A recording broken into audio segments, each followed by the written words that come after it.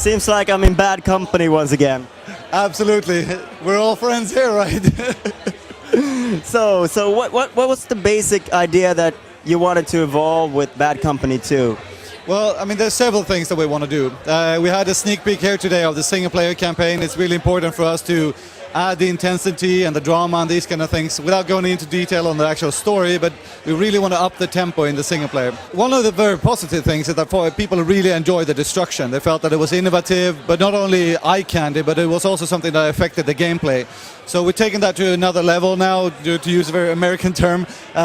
You can now tear down the houses altogether, but we also added something that we call micro-destruction, which is that you can chip away small pieces at the cover you're hiding behind. So Bad Company took a long time to create. Bad Company 2 is scheduled to come out not that far after the first one, like 18 months or something.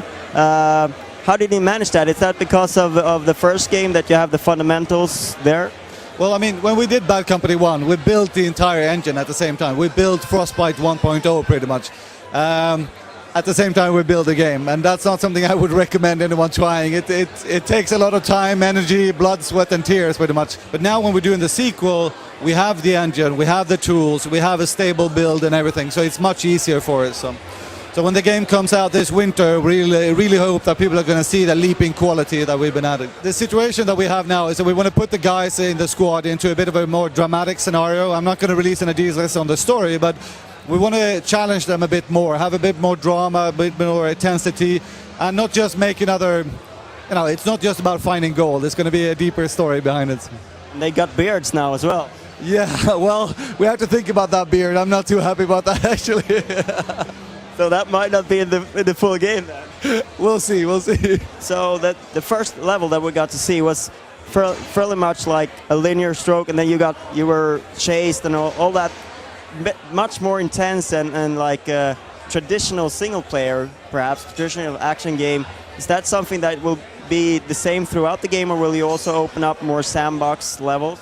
I mean, the idea is to take the best of both worlds. So, I mean, what you saw here, as you say, was pretty linear, and, a lot of set pieces, and we want to keep the intensity up to make it really dramatic and everything.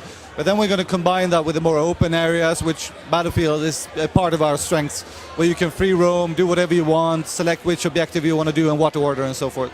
The PC audience have been on our case for a long time. They want something to play when it comes to Battlefield, and we want to try to cater to that need.